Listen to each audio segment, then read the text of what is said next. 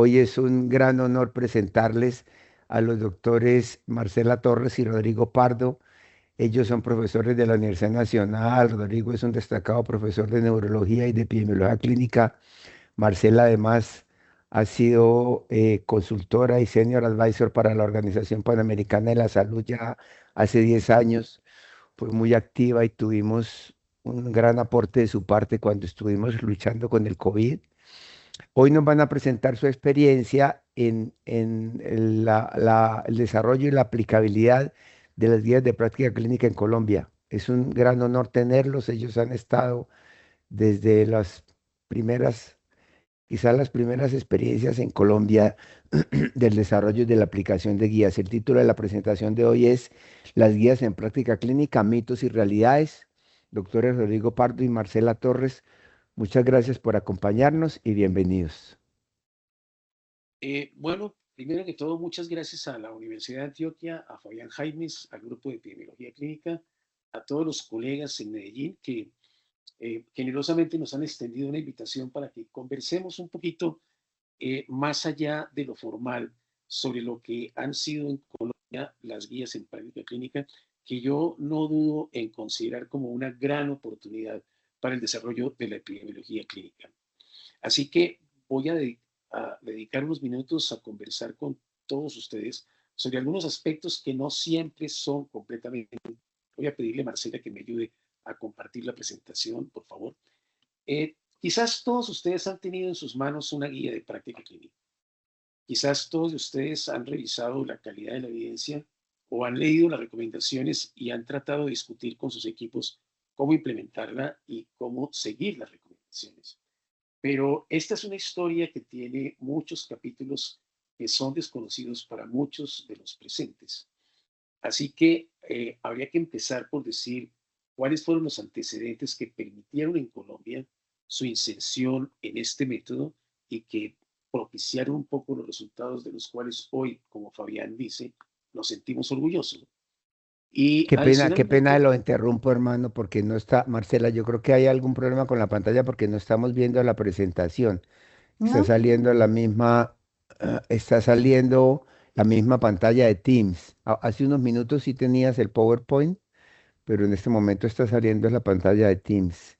Voy a volver a compartir y me comentan, por favor. Ahora ven la Ah, presentación. ahí se ve algo, Marcela. había salido, yo creo que, exacto, ahí la puedes Ahí está. poner en modo Yo creo presentación. que esta es la mía. Creo que esta es la mía. De pronto mira a ver Sí, si funciona. Sí, había ok. una vez las guías, ok, Listo, adelante. listo. Ok. Bueno, entonces les decía, voy a contarles brevemente un cuento a la manera de los cuentos de los hermanos Grimm. Había una vez y vino la Corte Constitucional. Muy pocos colegas podrían conocer que el programa de guías en práctica clínica en Colombia se inicia a partir de una sentencia de la Corte Constitucional, que es la Corte T-760, que pretende, en una discusión política muy encendida, ignorar los planes de beneficios del sistema subsidiado al sistema contributivo.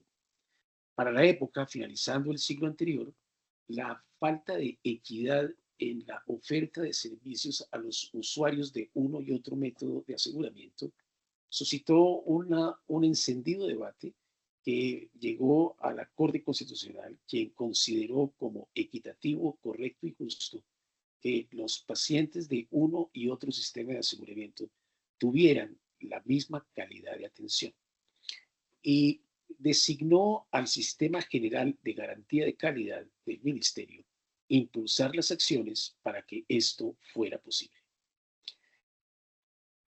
A partir de ese momento se empiezan a construir una serie de procesos que refuerzan procesos que venían de antes desde la academia y vamos a recordar tan solo algunos de ellos. El programa de apoyo a la reforma de la salud de 1996 enlazó un vínculo entre la Asociación Colombiana de las Facultades de Medicina y el entonces Instituto de Seguros Sociales para desarrollar un programa de guías de práctica clínica. Estas guías fueron ampliamente difundidas en los medios electrónicos disponibles para el presente, que eran disquetes.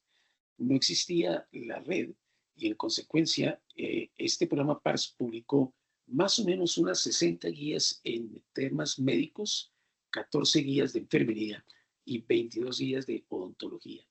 La intención del programa de apoyo a la reforma a la salud era dotar a todos los usuarios del sistema en el país de unas recomendaciones generadas a partir de el conocimiento de los expertos en los centros de pensamiento y en los centros académicos. Ya veremos por qué esto es importante.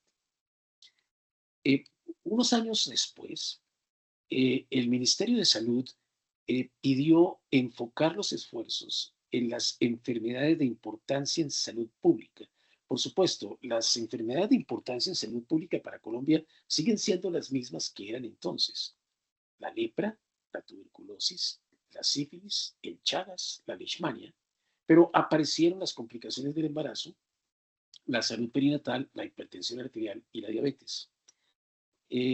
Desarrollamos en consecuencia una actualización de estas enfermedades de interés en salud pública mediante una serie de revisiones sistemáticas y calificación de la calidad de la evidencia. Pero estos documentos no pueden considerarse guías de práctica clínica basadas en la evidencia. En el año 2002 ocurre un hito muy interesante y ya quizás Marcela va a desarrollar este punto con mayor detalle.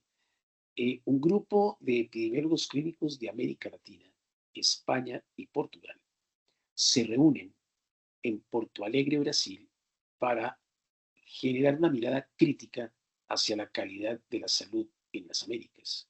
Y construimos conjuntamente un centro de pensamiento regional en español y portugués para considerar todos los problemas atendientes a la salud en las Américas. Pero allí se formulan los principios que van a romper un poco la historia precedente. La construcción multidisciplinaria y la participación multisectorial será lo que distingue de ese momento en adelante en la región una guía de práctica clínica basada en la evidencia, con formalización de consensos de participación, de una guía formada por expertos, protocolos, revisiones sistemáticas, normas técnicas y otros documentos destinados a generar actividades de atención en condiciones específicas. Aquí hay que resaltar algunos de los puntos a los que quiero referirme en esta breve conversación. Uno, la construcción multidisciplinaria y dos, la participación de varios actores. Después del impulso de la generación del Centro de Pensamiento Latinoamericano, que vamos a llamar en su momento Redeguías o Iberoguías, en el país, particularmente en Colombia y quizás un poco en Chile, continúa el fortalecimiento de los grupos de epidemiología clínica interesados en los estudios secundarios, quiero decir, las revisiones sistemáticas del lado de la colaboración Cochrane Internacional, los estudios económicos y, por supuesto, las guías de práctica clínica basadas en la evidencia. A partir de una convocatoria de conciencias, el grupo de la Fundación Santa Fe de Bogotá obtiene el privilegio de desarrollar el manual metodológico para la construcción de las guías de práctica clínica basadas en evidencia. En la construcción de este modelo participaron dos distinguidos epidemiólogos clínicos de la Universidad Javeriana, Klaus Smith y Ricardo Sánchez de la Universidad Nacional, y recibieron el aporte de muchos centros de epidemiología clínica presentes en el país y contaron con la colaboración del Instituto de Excelencia Clínica de Inglaterra, el NICE. Para el 2013, ya teniendo como insumo preliminar el manual metodológico, el Ministerio emprende un proceso de priorización de los temas que deben ser tratados en las guías de práctica clínica. Y se genera el Programa Nacional de Desarrollo de las Guías de Práctica Clínica. Un programa tiene unos objetivos, unas herramientas, pero fundamentalmente unos recursos. Y estos recursos eran recursos profesionales, recursos financieros y recursos de auditoría.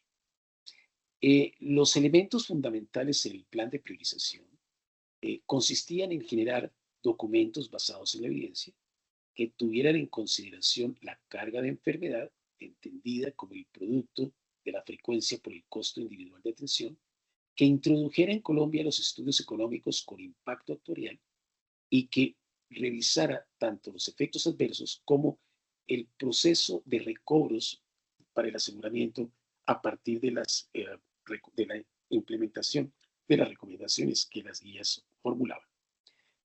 Este proceso fue muy importante para nosotros, y ya diré quiénes somos nosotros, porque produjo una enorme dinamización de los grupos ya establecidos. Los grupos ya establecidos para este momento en Colombia no éramos sino 4 grupos: la Universidad Javeriana, la Universidad Nacional, la Universidad de Antioquia y tardíamente la Fundación Santa Fe de Bogotá. Y en ese orden, más o menos, fueron llegando a construir un centro de colaboración que ya les diré en qué se materializa y que le da una gran dinámica no solo a la epidemiología clínica, sino a los estudios secundarios en Colombia. Pero tuvo otro privilegio, y es que introdujo en el escenario de la práctica médica los procesos de investigación en economía de la salud. Y aquí hay que mencionar a Aurelio, al profesor Mario García, a la profesora Liliana Chicaiza, economistas que se juntaron con los médicos para hacer consideraciones sobre los costos de la atención que demandaban las recomendaciones surgidas de las guías de práctica clínica. Este fue un proceso increíblemente enriquecedor. Tuvimos un año más o menos de formación conjunta, en donde en escenarios compartidos diseñamos los modelos de economía de la salud. En esto hay que recordar también al profesor Nelson Alvis de la Universidad de Cartagena y al profesor Fernando de la Hoz de la Universidad Nacional. Aurelio en la Universidad de Antioquia. Adicionalmente, se identificó la necesidad y la importancia de tener una capacitación muy amplia en métodos rigurosos y válidos, es decir, reproducibles y confiables. Este proceso en estos 3 puntos genera en la academia y en los grupos de epidemiología un enorme impacto. Y al hacer un poco el análisis de nuestra propia capacidad, surge la necesidad absoluta de llamar a la cooperación internacional. Y de una manera muy interesante, quizás no programada, la Universidad Javeriana establece vínculos con NICE, la Universidad Nacional establece vínculos con New Zealand y la Universidad de Antioquia establece vínculos académicos con la Universidad de McMaster. Esta creación de vínculos rindió frutos durante por lo menos 20 años y muchos de ellos en casa de nuestros anfitriones ha rendido enormes beneficios. Un buen ejemplo de ellos es Iván Darío Flores, actor muy importante en este proceso en el país.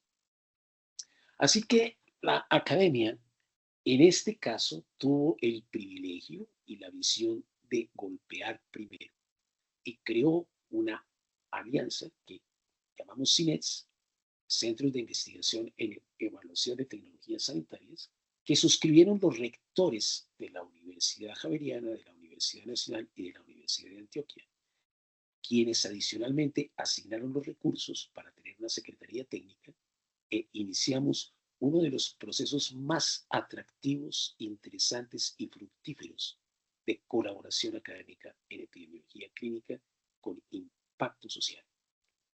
El diseño permitía que para cada uno de los productos que se estaba elaborando dentro del Programa Nacional de Desarrollo, participaran epidemiólogos de las 3 universidades en conjunto, economistas de las 3 universidades en conjunto y actores de la política pública de las 3 universidades en conjunto.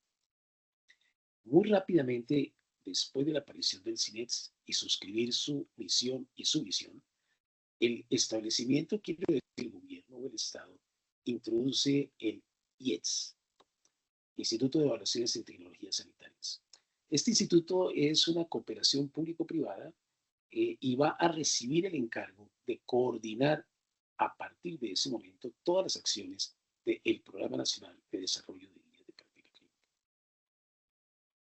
Sin embargo, el proceso no podía seguir siendo un proceso aséptico concentrado exclusivamente en las aulas académicas y en los laboratorios académicos, sino que requería dar una mirada hacia afuera.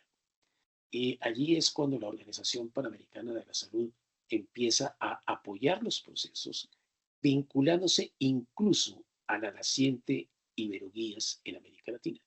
Y la Organización Panamericana de la Salud va a financiar la Red Iberoamericana de Guías de Práctica Clínica y hacer posible su funcionamiento, por lo menos durante sus primeros 10 años.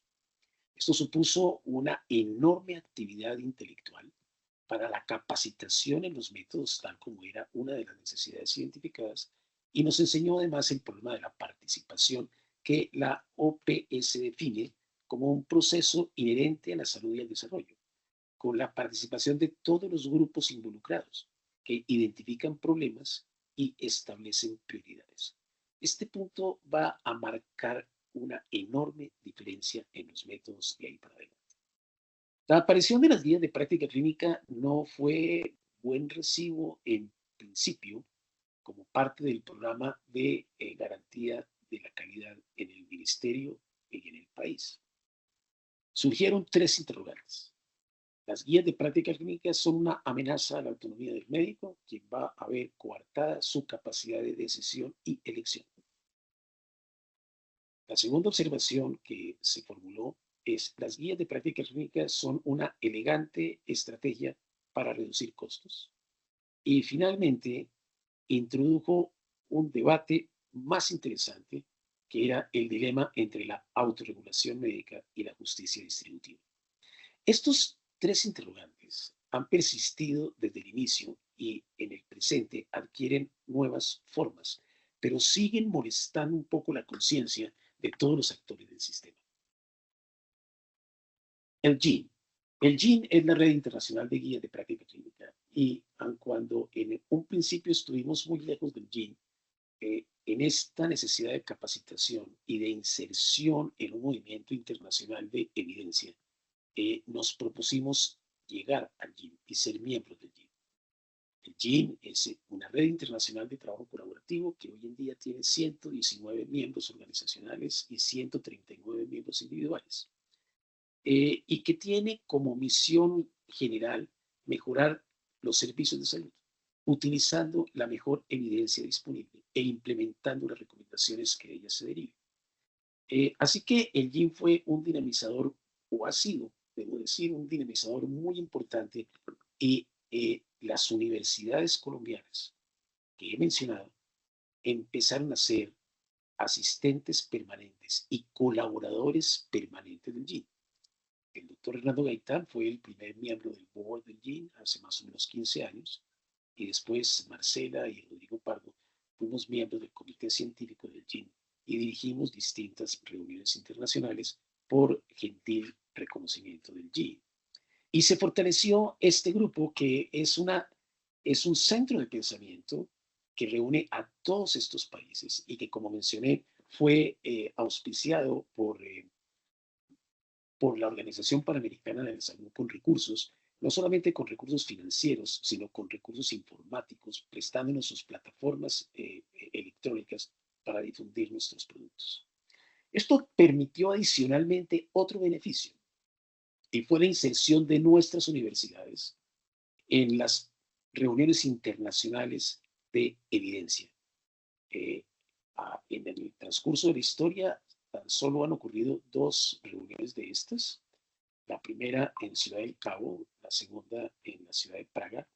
En ambas tuvimos oportunidad de participar activamente como conferencistas con el grupo de la Universidad Nacional y de la Universidad de Antioquia, y llevar un poco nuestra experiencia, compartir un poco nuestros resultados y derivar mejores aprendizajes.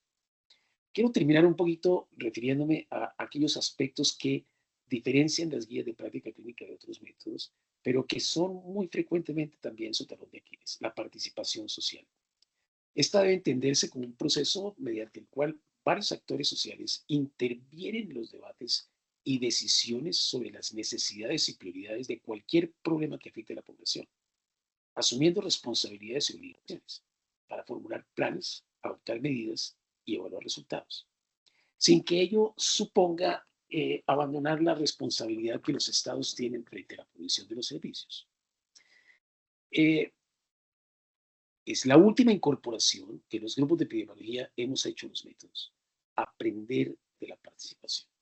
Y esto ha supuesto una especie de aprendizaje de política pública para lograr de quienes se involucran en el proceso de formulación de recomendaciones, desempeñar una participación informada, enfocada, con agenda y solidaria. Son principios de acción política no siempre fáciles de lograr. La participación con resultados que legitiman la propia participación, que genera compromiso y apropiación de escenarios que se brindan para informar la política pública con perspectivas diferentes y complementarias. Este es otro proceso que la Organización Panamericana de la Salud apoyó en Colombia de una manera muy interesante y que, como menciono, crea la distinción clara entre este método y otro método de estudios secundarios. ¿Quiénes son estos grupos que participan? No son los grupos profesionales que conocen la evidencia y que conocen los indicadores de salud.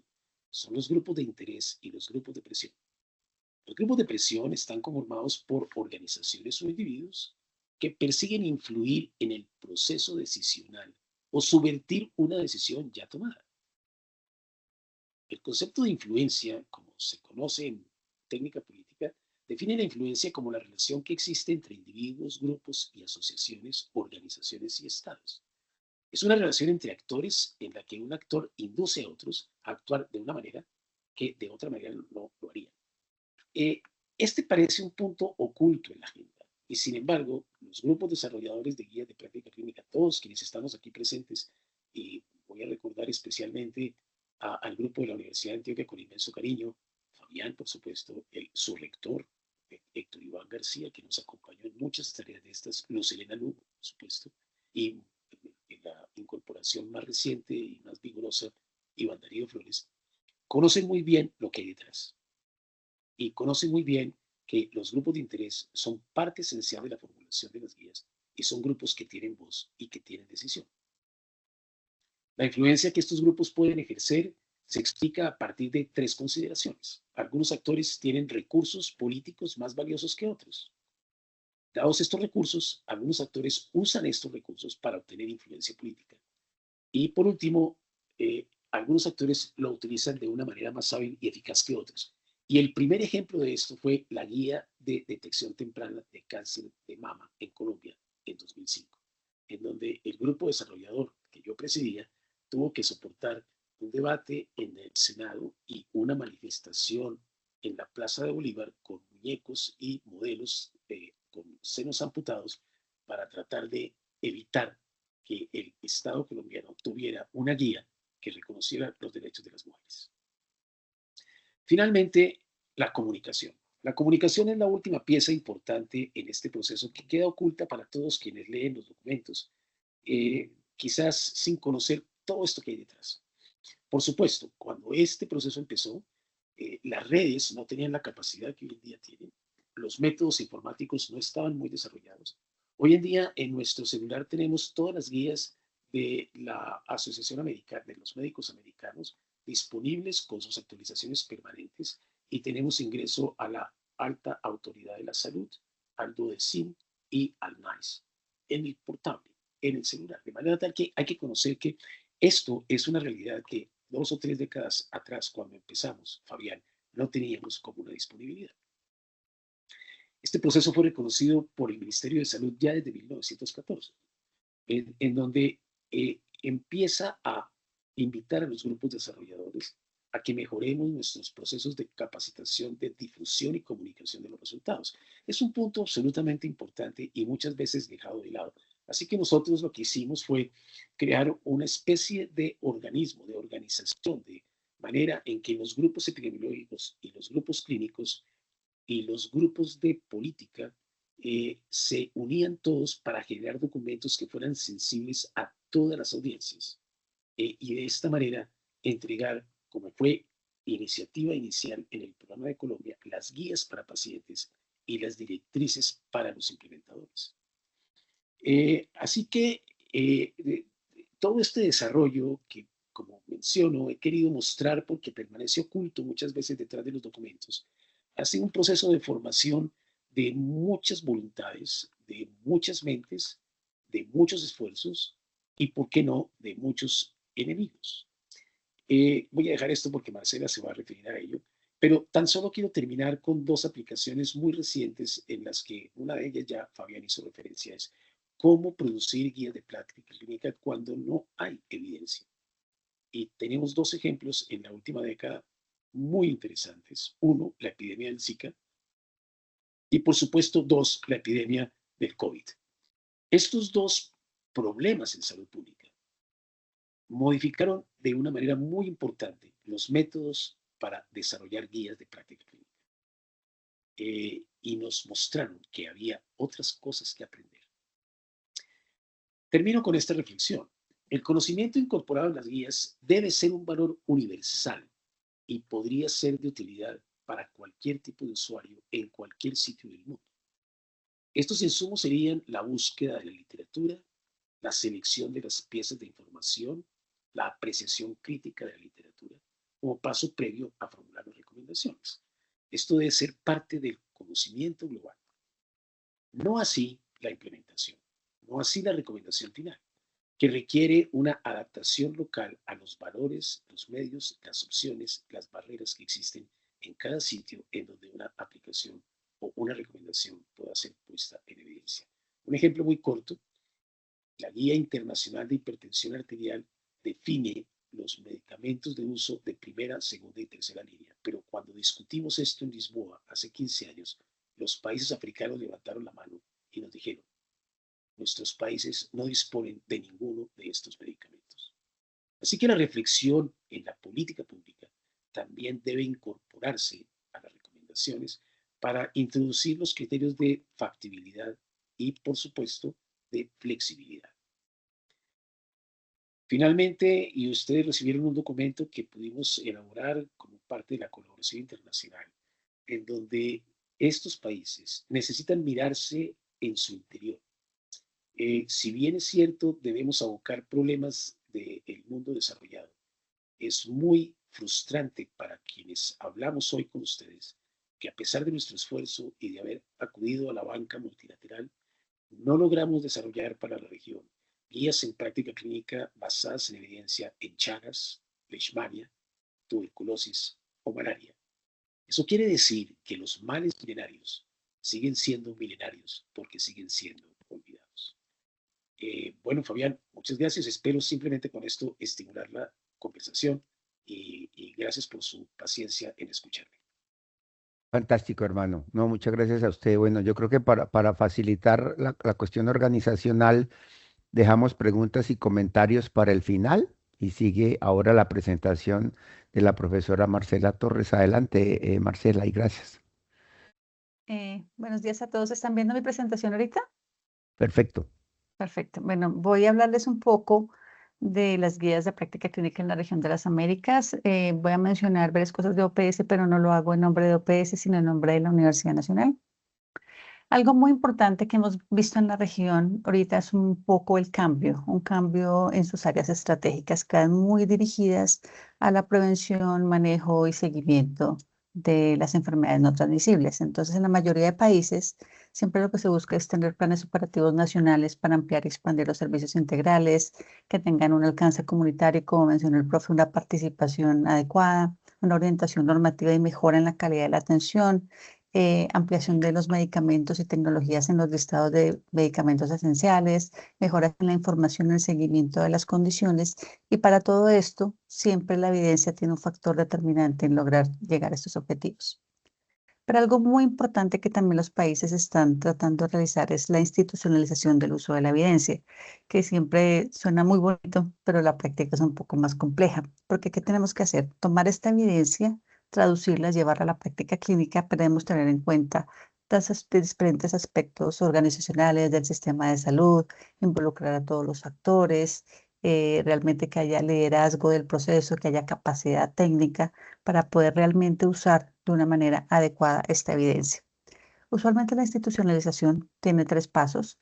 lo que se llama, OMS denomina la preinstitucionalización, que básicamente es como establecer todos los fundamentos para que en los diferentes ministerios de salud se pueda usar la evidencia. Entonces tenemos, por ejemplo, las políticas que se deben realizar, el fortalecimiento de la capacidad técnica en los entes gubernamentales. Y una vez esos fundamentos se han establecido, viene la semi-institucionalización, que básicamente es ya comenzar a utilizar la evidencia en toma de decisiones donde las guías tienen un papel determinante y así como otros documentos normativos. Y luego ya viene la institucionalización, que básicamente es cuando ya es el deber ser y ya es una norma, el normal del manejo de la toma de decisiones en un país.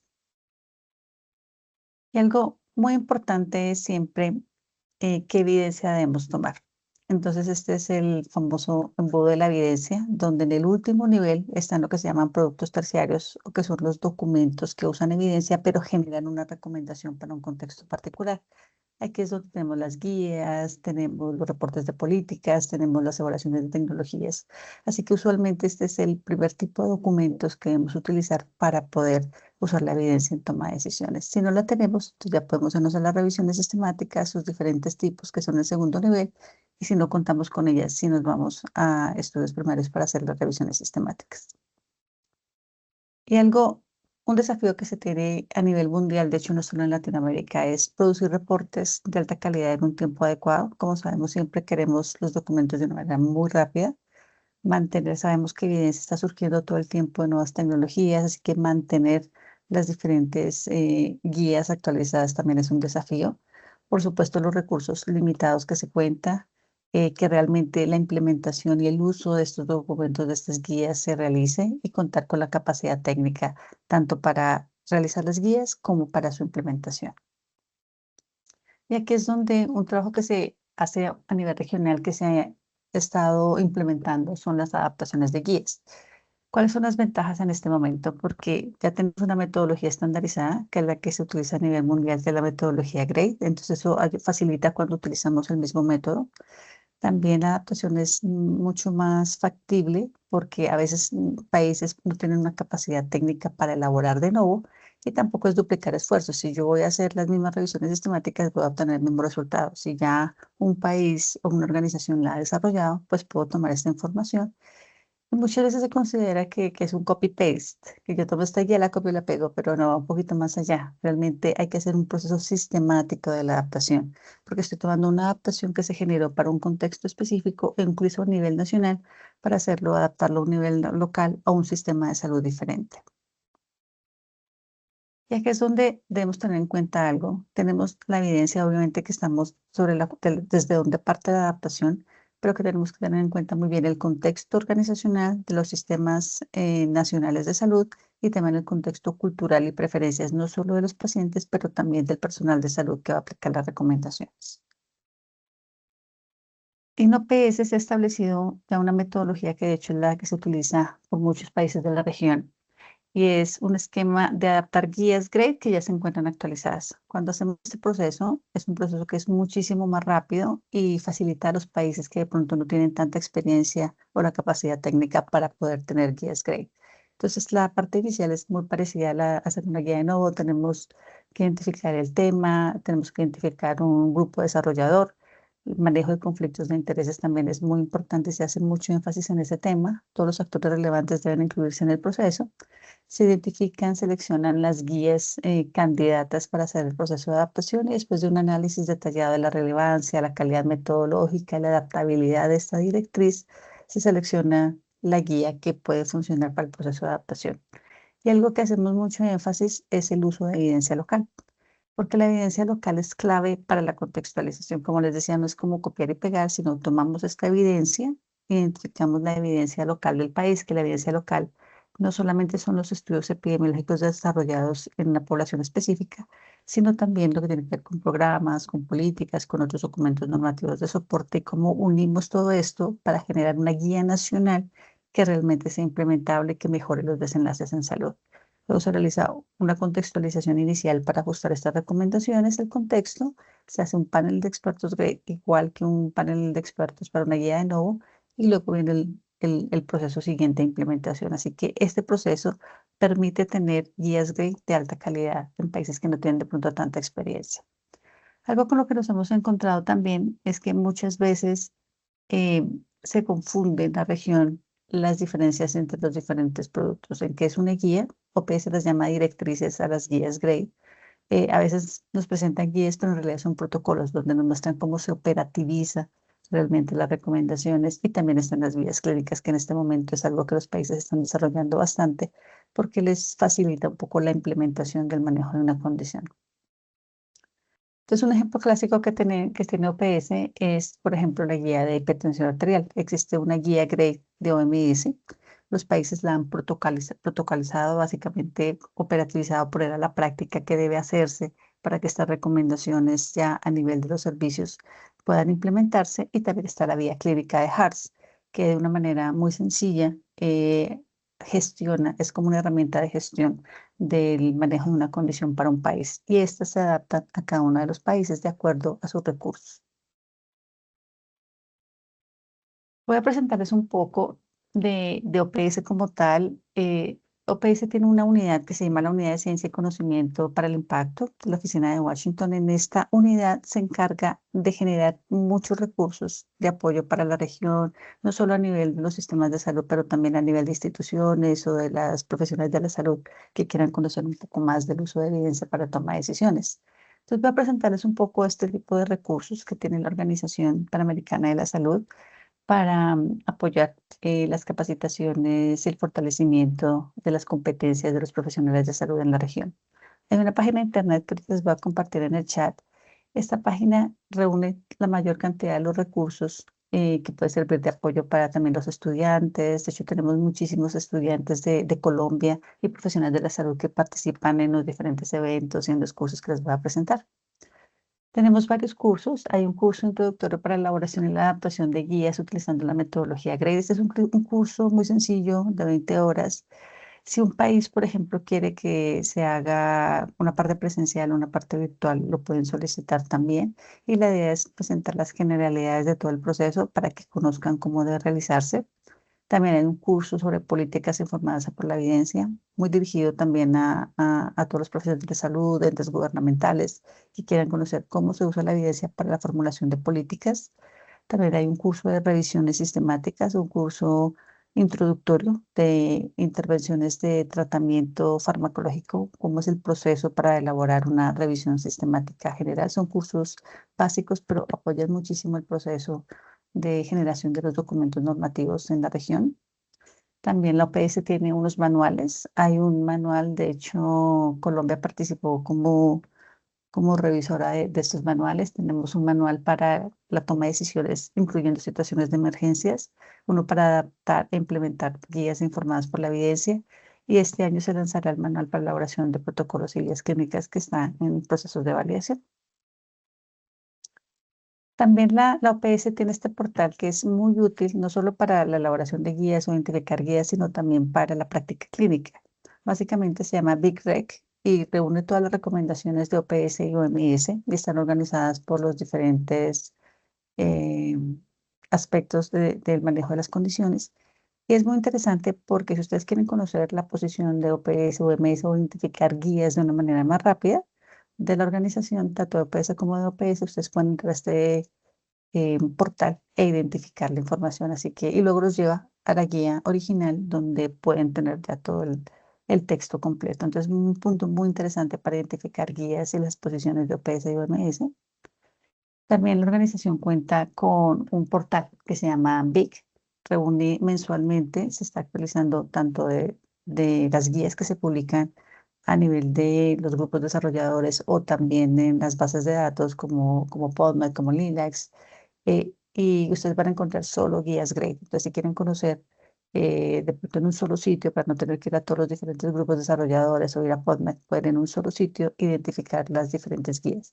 Si, por ejemplo, ustedes tienen guías que desarrolla la Universidad de Antioquia y que les gustaría que estuvieran en el portal, también pueden contactar a OPS y se pueden incluir también en esta base de datos. Ese es otro escenario que también apoya muchísimo la toma de decisiones, son los mapas de evidencia. En este momento están principalmente para enfermedades infecciosas. pero se vaya a expandir un poco más a otras condiciones, pero es muy interesante porque si ustedes, tanto como desarrolladores de guías o como clínicos que quieren conocer el manejo de una condición, entonces, por ejemplo, de VIH, quieren conocer las qué revisiones existen de autoexamen, ensayos clínicos publicados en los últimos años, ahí ustedes pueden encontrar todo el mapa. Cuando le dan clic a, a las revisiones, por ejemplo, o a las recomendaciones, les aparece un nuevo portal con todas las referencias, con toda la información, así que puede ser muy útil para conocer como el estado del mapa de información del manejo de condiciones infecciosas. En este momento hay más o menos unos 15 mapas que pueden funcionar de apoyo para la toma de decisiones, como decía, no solo en los sistemas de salud o en los ministerios, sino también en la práctica clínica.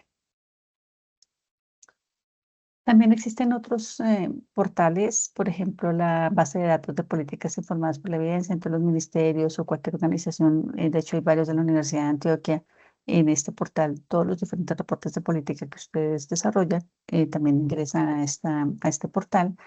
Y también hay uno que se denomina Evidice. Evidice se creó para apoyar a las personas que de pronto, los profesionales que no tienen tanta experiencia en búsquedas sistemáticas, tienen unos filtros prehechos y a partir de unas preguntas generales como qué tipo de, está buscando información sobre tratamiento, seguimiento, está buscando guías, recomendaciones, revisiones, y lo lleva de la mano a raíz de diferentes preguntas para poder identificar qué información hay en la Biblioteca Virtual de Salud Pública de OPS, que incluye pues LILACs, diferentes bases de datos, así como los documentos técnicos de la región.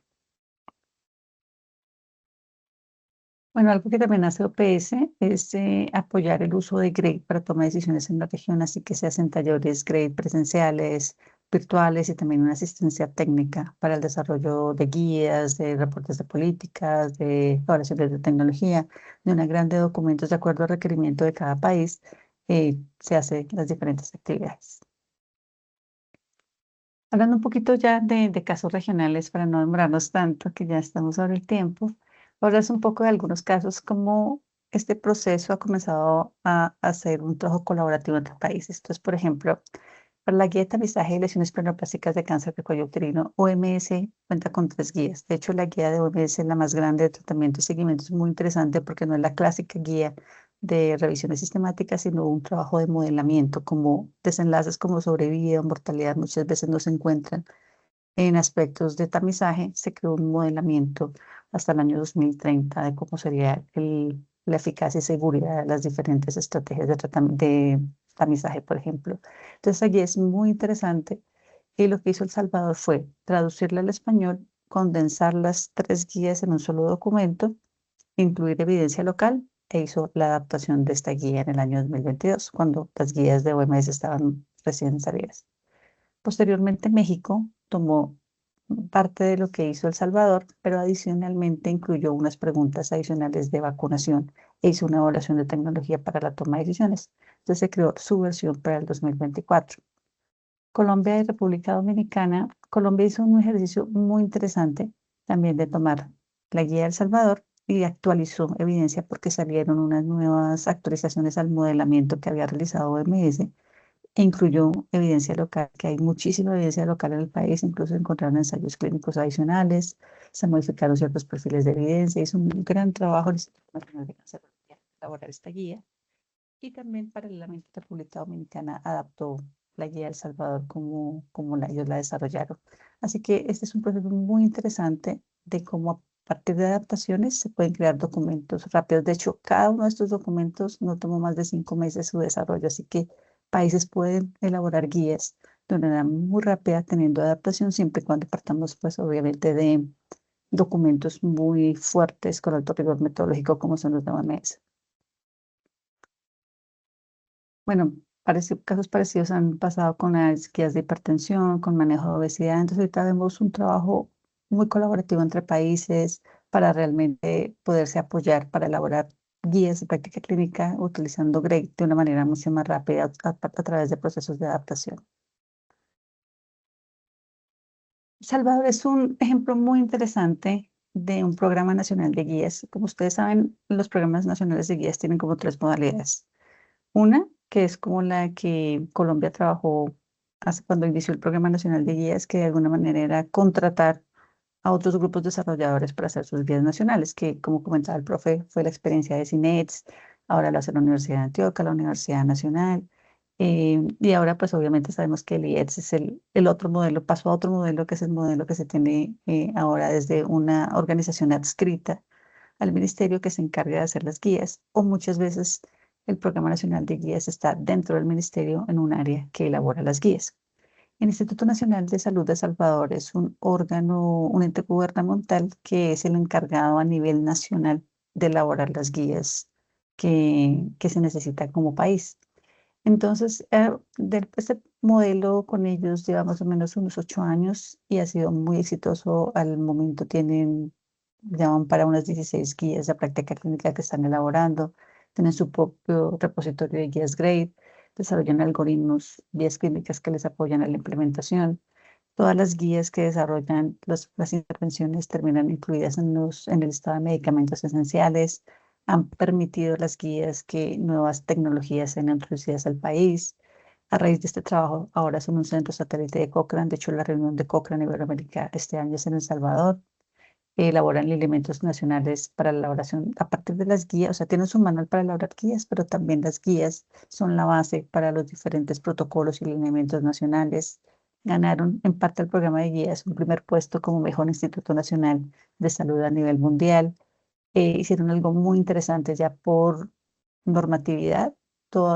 El uso de guías y elaboración de guías está incluido dentro de los planes de estudios de las facultades de medicina y hacen capacitaciones constantes, tanto del uso de las guías como de la guía como tal, para que realmente todos los profesionales de la salud conozcan las guías y las estén implementando de forma adecuada. También tenemos el modelo chileno, que es muy interesante porque, como les comenté, es el modelo donde el ministerio tiene un área muy grande que se encarga de elaborar las guías. Ellos tienen una gran cantidad de herramientas de implementación, presentan las guías de una manera muy amigable, muy parecido como lo hace Magic App.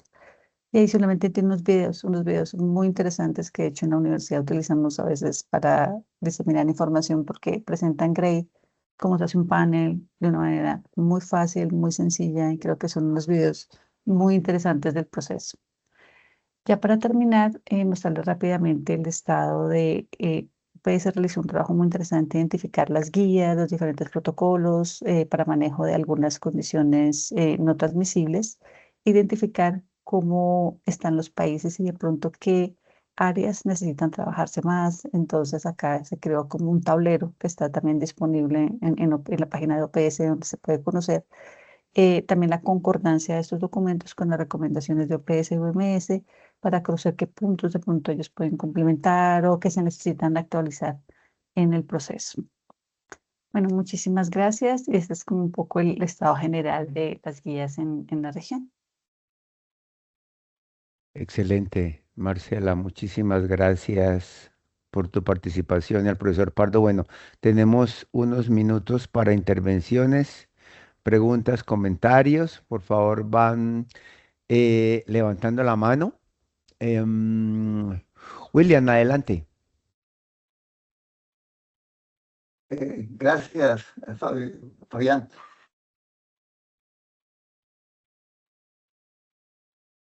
No, estuvo muy clara la presentación que hiciste de la evolución histórica en el país y en el mundo de las guías de práctica clínica. Sin embargo, me parece que hizo falta un poco que mencionaras precisamente un elemento que abandonamos con frecuencia los médicos o los científicos, y es la parte filosófica y todos los elementos de críticas ontológicas desde la ontología que han tenido las guías de práctica clínica. Entonces esa sería una primera pregunta, porque me parece que más que mostrar pues toda la evolución histórica, es necesario la discusión ontológica que persiste hasta el momento. Esa es una primera pregunta. La segunda es que ahora, recientemente aquí en el grupo de epidemiología, estuvimos discutiendo sobre la inteligencia artificial, ¿no? Donde pretende resolver aspectos que han sido criticados en la guía de práctica clínica, como por ejemplo a la individualidad y la precisión, pretende mejorar la parte de la individualidad y precisión. Sin embargo, también hay críticas desde el punto de vista ontológico a la inteligencia artificial, y muchos hablan de que estamos pasando de la dictadura del dato, la dictadura de estadística, a la dictadura del algoritmo. Entonces, ese es un debate, a mi juicio, que es muy importante porque toca a las guías de práctica clínica. Finalmente, pues hay muchas observaciones que hay en la literatura, por ejemplo, el señalamiento en las guías como con la metáfora del lecho de Procusto, que también pues muestran con esa metáfora, probablemente ilustra un poco lo que pasa con las guías de práctica clínica y en cuanto a lo que tiene que ver con el aspecto ontológico. Entonces, esa sería, pues, digamos, mis preguntas apuntan a que tenemos que nosotros mismos fomentar el debate y la crítica respecto a estos aspectos filosóficos y ontológicos y además políticos. No hablo de los aspectos políticos y desde el punto de vista de la gobernanza, que también se discute que las guías de práctica clínica finalmente están contribuyendo a la gobernanza. Entonces, esos serían como los comentarios, estimado Rodri, y un abrazo, fuerte abrazo. William, es un gusto saludarte y muchísimas gracias por tus observaciones. Sí, este asunto de la filosofía y la ontología de las guías es un tema tan importante y serio que al interior del GIN y con sede en la Universidad de Londres hay un grupo destinado dentro de la organización solamente a reflexionar sobre estos aspectos. No son discusiones muy abiertas, esto no es una discusión para todos los públicos, pero todos los modelos de construcción de conocimiento que subyacen a la creación de las guías están todavía en debate. Y esto es muy interesante, esto es lo que yo consideraría un proceso en movimiento. Esto es un método que no termina, un método que tiene que ser su base iterativa y volver a reflexionarse desde el principio. Yo creo que en la medida en que, como William lo menciona, hay consideraciones políticas, yo quise hacer referencia especialmente a eso, a la participación, a los intereses detrás, a cómo se afectan las comunidades y a cómo se afecta el conocimiento. La irrupción de la inteligencia artificial ha creado un nuevo escenario. En la reunión internacional de Praga no logró haber consenso entre todos los grupos desarrolladores de guía de práctica clínica sobre la conveniencia de acudir a la inteligencia artificial para generar recomendaciones. Sin embargo, el panel estuvo muy dividido y esto parece ser que depende de la habilidad con la cual se hacen las imprentas, los prompts, para hacer los algoritmos. Esto que dice el profesor Cornejo es terriblemente interesante y terriblemente provocador. Si estamos pasando de la dictadura de la evidencia y del dato a la dictadura de los algoritmos. Y por supuesto, lo enlaza con su propuesta sobre reflexionar sobre lo ontológico detrás de las guías. William, no te tengo la respuesta, pero me parece que es un debate abierto que debe continuar. Me parece que en la reflexión del profesor Cornejo lo que se señala es la necesidad de que estemos repensando este problema desde su propia esencia y quizás en unos años veremos modelos de guías un poco distintos en donde el respeto por ciertas tradiciones, como Marcela intentó resaltar, pueda ser una variable cada vez más importante. Pero, en fin, no podría responderte la amplitud de las consideraciones ontológicas. Solamente un comentario. Cuando se presentó en la reunión internacional de evidencia los avances de las guías de COVID y de Zika, que me correspondió hacerlo, el comentario vino de la Escuela de Filosofía de la Universidad de Londres, por parte de un filósofo, que nos puso a pensar sobre todo esto y el efecto que esto podría tener sobre la dinámica de la población. Este es otro punto que debe reflexionarse. Me parece súper interesante mencionarlo, porque los clínicos habitualmente leemos la recomendación, nos parece que sí o no, pero todo lo que hay detrás de esto, que es un poco los entretelones, quizás merece ser puesto a la vista de todos. De acuerdo, muy buen punto, profesor Pardo. Muy bien, ¿quién más? Tenemos unos minutos, tengan en cuenta que empezamos tarde. Por favor, levantan la mano, levantan la mano para comentarios, preguntas, intervenciones. Yo no sé, bueno, algo que mencionó Rodrigo que me parece extremadamente importante es el asunto de la comunicación, o casi que las formas. Bueno, acá levantó la mano Juan Pablo. Juan Pablo, adelante. Hola, buenos días. Muchas gracias por la presentación y tenía como una pregunta aprovechando a los expertos y es que una de las grandes deficiencias que siempre hemos tenido en guías de práctica clínica ha sido la incorporación de los valores y preferencias de los pacientes. Pues eso ha sido más o menos estudiado. Y uno lo ve en las guías que siempre se dice se involucró un representante de los pacientes o de las familias de los pacientes, pero no queda muy claro ese proceso de incorporación o no hay tanta transparencia en, bueno, cuáles fueron las opiniones de esos representantes. Entonces quería preguntarles cuáles han sido los avances en las metodologías para poder incorporar los valores y preferencias de los pacientes y que esas voces puedan ser más escuchadas en las guías de práctica clínica. Gracias, Juan Pablo. Una observación absolutamente pertinente. Yo creo que Marcela te la va a contestar, pero es muy cierto. No puede ser simplemente colocar un renglón en donde se anote que participaron los pacientes. Desarrollar un poco la perspectiva de los pacientes es toda una metodología de ciencia política. Esto no está en el currículum médico y no está en el currículum de evidencia, pero es fascinante todo el desarrollo que ha ocurrido en la participación de los pacientes y la creación de unas matrices.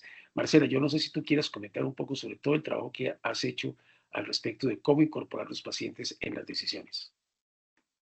Bueno, sí, Juan, tenemos básicamente desde el punto de vista del método varias opciones para incluir la participación de pacientes. Sí, digamos que siempre es importante incluirlos en el panel, pero también, de hecho, desde el proceso de formulación de las preguntas, cuando hicimos algunas guías, sobre todo en las primeras nacionales, fue muy interesante hacer esa vinculación porque aparecieron preguntas que de hecho a los clínicos no se les había ocurrido, pero también lo hacemos desde, ustedes conocen que en GRADE tenemos que hacer las tablas CTD.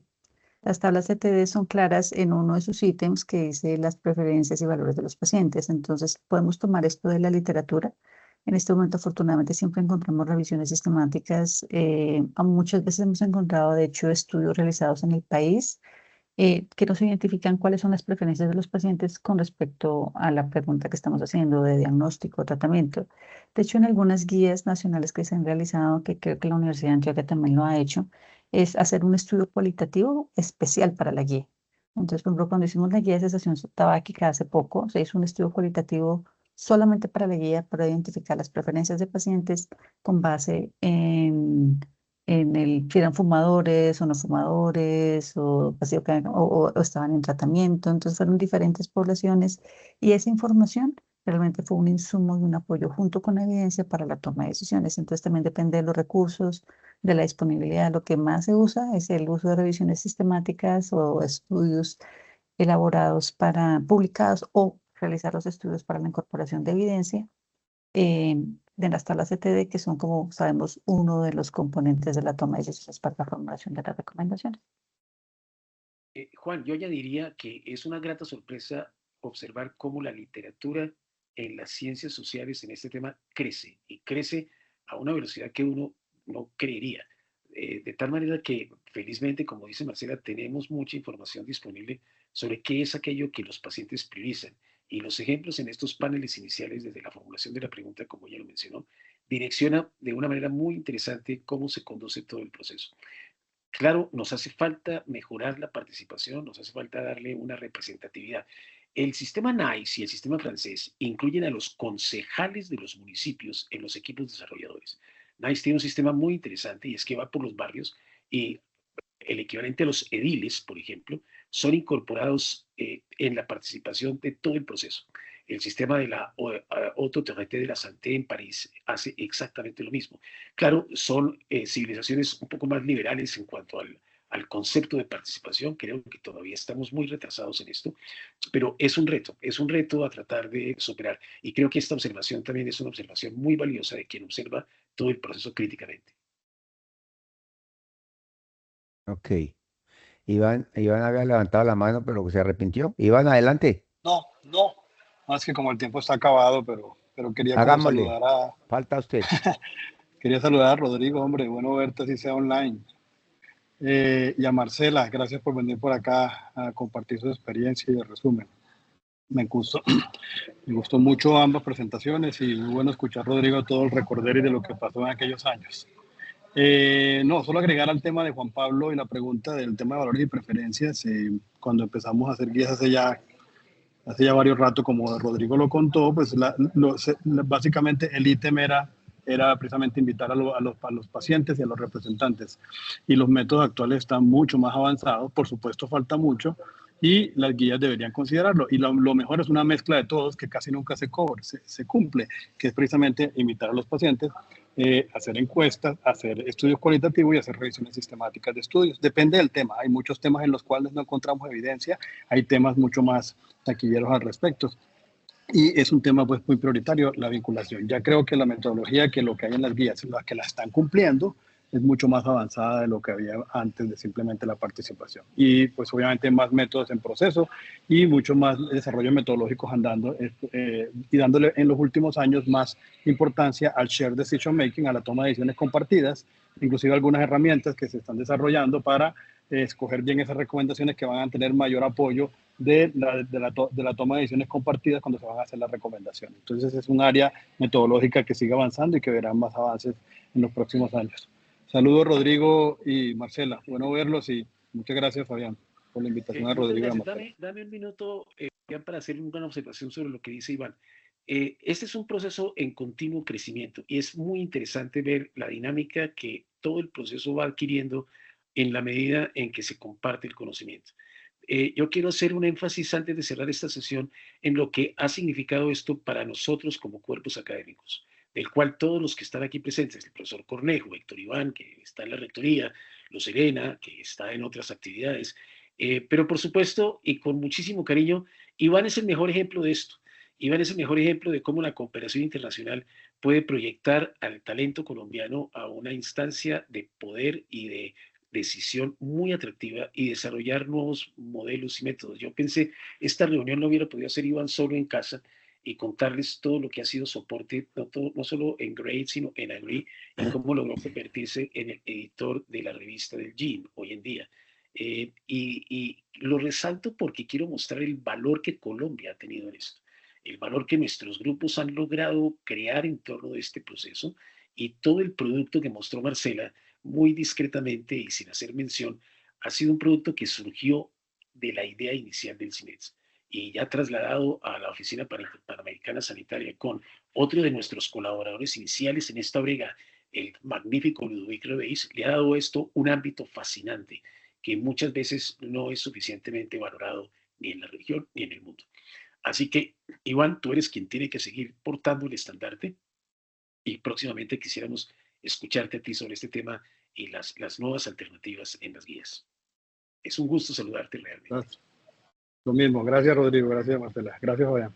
Gracias Iván, gracias a todos. Reunión. Felicidades, nos vemos en 15 días y que tengan una semana de pasión.